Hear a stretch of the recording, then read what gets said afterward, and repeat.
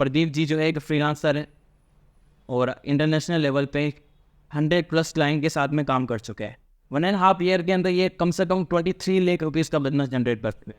और मेरे व्यूवर्स खासकर ये जानना चाह रहे हैं कि यार इतना मतलब आपने बड़ा कैसे इतना एम्पायर खड़ा किया है बिल्कुल कम टाइम फ्रेम के अंदर, क्योंकि आपको कोई एक्सपीरियंस प्रायर एक्सपीरियंस तो था नहीं कि आपको बहुत बड़ा एक्सपीरियंस था और फिर आपने जर्नी स्टार्ट की और इतनी बड़ी जर्नी आपने तय की।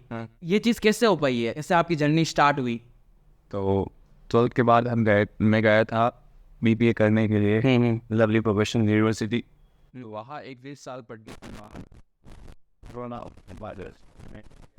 वो इंडिया आने के बाद हम सब घर बैठे ऑनलाइन स्टडीज चलती थी। मैं कुछ देखता था कैसे हम काम कर सकते हैं, ऑनलाइन क्या कर सकते हैं। और ग्राफिक डिजाइनिंग और वीडियो एडिटिंग के लिए मैं खुद के लिए पोस्ट बनाता था, क्योंकि मैं नेटवर्क मार्केटिंग में इंक्लूड था। तो वहाँ से क्या हुआ कि जब मैंने एक पर्सन की प्रोफाइल देखी, इंस्टाग्राम प्रोफाइल, उसका नाम था ग्राफिक रोहित, मेरे को लगा कि मैं भी कर सकता हूँ ये ग्राफिक डिजाइनिंग। तो मैंने क्या किया, मैंने जो अपने मेंटोर्स थे उनको अप्रोच करना चालू किया। अप्रोच करने के बाद क्या हुआ कि एक बंदे ने हाँ बोला। तो मैंने उसको अप्रोच करके बोला था कि मैं आपके लिए 2 डेमो पोस्ट बनाना चाहता हूँ फ्री में, क्योंकि मैंने एक एजेंसी स्टार्ट की है, तो क्या आप देखना चाहोगे उनको? तो उन्होंने बोला कि जी मैं देखना चाहूँगा। देखने के बाद उन्होंने बोला कि मेरे को कंटेंट बनाना है। तो कंटेंट बनाने के लिए हमने कॉल पे बात की, उनकी जो स्पेसिफिक नीड्स थी वो सब पता किया। और पहला क्लाइंट उस टाइम मेरा जो इंडियन क्लाइंट था वो क्लोज हुआ था। 2-3 महीने के साथ इंडियन क्लाइंट के साथ काम किया। फिर मैंने एक राहुल भटनागर सर की वीडियो देखी, तो उसमें वो बता रहे थे कि कैसे हम जो आउटसाइड इंडिया क्लाइंट्स हैं उनके साथ कैसे काम कर सकते हैं और डॉलर में कैसे पैसे कमा सकते हैं। तो वीडियो देखी मैंने, और फिर अगले दिन मैंने आउटरीचिंग करना बंदों को स्टार्ट किया। और आउटरीचिंग की, मेरे को पता है कि मैं हैशटैग बिजनेस पे गया था। मैं हैशटैग बिजनेस पे आउटरीचिंग करने के बाद 3-4 बंदों का मैसेज आया। मैंने उनको बोला कि मैं आपके लिए कुछ डेमो पोस्ट बनाना चाहता हूँ जिससे आप मेरा काम देख सको। तो उसमें से एक जो बंदा था उसने बोला कि बनाने के बाद उसने बोला कि मैं आपके साथ काम करना चाहता हूँ, मेरे को 5 पोस्ट चाहिए। 5 पोस्ट चाहिए। उसके बाद मेरे को याद है कि 14 जनवरी 2021 था वो, तब हमारा पहला क्लाइंट क्लोज हुआ था $25 का, और जो 5 सिंगल पोस्ट उसके बनानी थी। तो $25 उसने भेजे, और फिर धीरे धीरे जर्नी वहाँ से स्टार्ट हुई और हमने बड़े बड़े क्लाइंट क्लोज करना स्टार्ट किया। ओके, तो मतलब पहले आपने इंडियन क्लाइंट से शुरू किया था काम बात। तो मतलब आपको ऐसा क्या डिफरेंस लगा कि अभी वो काफ़ी सारे लोग हैं जो अभी इंडियन क्लाइंट के साथ में भी काम कर रहे हैं, ठीक है, तो ऐसा क्या प्रॉब्लम आपने फेस किया कि आपको लगा कि नहीं यार इंटरनेशनल लेवल पे हमको जाना चाहिए इंडियन मार्केट को छोड़ के? मुझे सबसे बड़ी जो प्रॉब्लम लगी और जो अपॉर्चुनिटी, प्रॉब्लम क्या लगी मेरे को कि इंडियन क्लाइंट्स है, उसके साथ आप काम करोगे तो पैसे की बहुत दिक्कत है।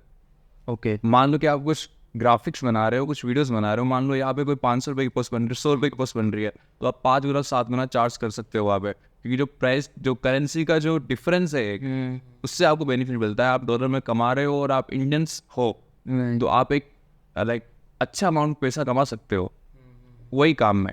Sounds great. तो आपकी जर्नी रही है वो काफ़ी इंस्पायरिंग है जी। तो उसके अलावा जो फ्रीलांसर्स है, हमारे व्यूवर्स है, तो वो चाहते हैं कि यार मैं भी इंटरनेशनल लेवल पे एक्सपेंड करूँ, तो क्या क्या हम टिप्स उसको दे सकते हैं कि वो कस्टमर एक्विजिशन कैसे करें, क्लाइंट को कैसे आउटरीचिंग करें, ठीक है, ताकि वो उसको अच्छे लेवल पे हाई पेइंग क्लाइंट मिल सके? जी जी जी। सबसे पहले अंग्रेजी में एक कहावत है कि नीचेस टू रिचेस, कि नीश, जो नीश मार्केट होती है उससे आप रिच बनते हो। तो नीश मार्केट आपको एक चूज करनी पड़ेगी। मान लो आपकी कोई सर्विसेज है, तो आप उस सर्विसेज को किसको बेचना चाहते हो? आप उस सर्विसेज को फ्रीलांसर्स को बेचना चाहते हो, क्रिएटर्स को बेचना चाहते हो, आप उस सर्विस को जिम वाले बंदे को बेचना चाहते हो, फाइनेंशियल सर्विसेज वाले बंदे को बेचना चाहते हो, तो आपकी नीश मार्केट क्या है, आपकी टारगेट मार्केट क्या है जिसको आप सर्व करोगे? टारगेट मार्केट के साथ काम करने का फायदा क्या होता है कि आप उनको एक ऑफर पिच कर सकते हो। आप उनके लिए जो कंटेंट है आपको फाइंड करने की दिक्कत नहीं रहती। और अगर कोई ऑफर है आप प्रमोट करना चाहते हो तो आप साथ में प्रमोट कर सकते हो। आपकी आउटरीचिंग स्क्रिप्ट सेम रहेगी, आपको डेमो सेम रहेंगे, सब कुछ सेम रहेगा। तो ये सबसे बड़ा बेनिफिट है कि आप उनके साथ काम करोगे, उनके आप पेन पॉइंट्स, इंटरेस्ट, जो भी हॉबीज है वो आप समझ पाओगे। राइट। तो पहला है कि नीश आपको सेलेक्ट करनी है। और सेकंड चीज़ क्या है कि आउटरीचिंग आपको डेली जो नियम है आपका डेली मेथड ऑपरेशन, उसमें आपको इंक्लूड करनी है। क्योंकि मार्केटिंग की पहली लाइन होती है कि if you are targeting everybody you are targeting nobody. सबसे पहले आपको टारगेट मार्केट सेलेक्ट करना है, और सेकंड चीज़ आपको क्या करना है कि आपको आउटरीच करना है। अगर आप बंदर के पास नहीं जाओगे तो कुछ नहीं होगा।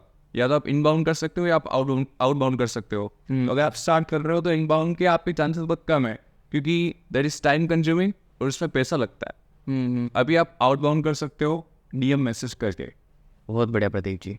तो इसके अलावा जो है, जैसे कि अभी कोई बंदा स्टार्ट कर रहा है जी, अभी, उसके अंदर पेशेंस हालांकि कम होता है, तो मतलब वो चाहता है कि यार कि मेरे को एक डायरेक्शन मिले कि मेरे को कितने महीनों में रिजल्ट मिल सके, कितने महीनों में रिजल्ट मिल जाए, कि मेरे को मैं एक महीने तक डीएम करूंगा या कितने डीएम करने हैं, उसको पूरे मंथ में कितने डीएम करने हैं। तो क्या क्राइटेरिया होना चाहिए कि यार फर्स्ट क्लाइंट हमको अगर ढूंढना है तो हमको इतना मतलब आउटरीचिंग करना पड़ेगा, तो प्रोबेबिलिटी है कि हमको फर्स्ट क्लाइंट मिल जाए, और कितने दिनों में मिल जाएगा अगर हम आउटरीचिंग का फॉर्मूला फॉलो करते हैं तो?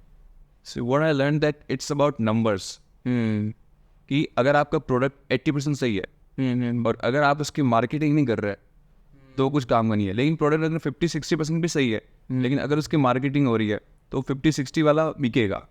तो आपको आउटरीचिंग पे ज़्यादा फोकस करना चाहिए। आउटरीचिंग पे फोकस करने से क्या होगा कि एक लो ऑफ एवरेज होता है, वो काम करेगा वहाँ पे, और वो आपको क्लाइंट्स दिलाएगा। भले आपका प्रोडक्ट कभी अच्छा ना हो, लेकिन वो क्लाइंट्स आपके लिए लेके आएगा। तो numbers is a game, is the game of numbers. Great. तो प्रदीप जी, आपने बहुत अच्छे इंसाइट शेयर किए हैं हमारे व्यूअर्स के साथ में। अच्छा, ओके, काफ़ी कुछ सीखने को मिला आपसे, और thanks for coming on the show. Thank you so much.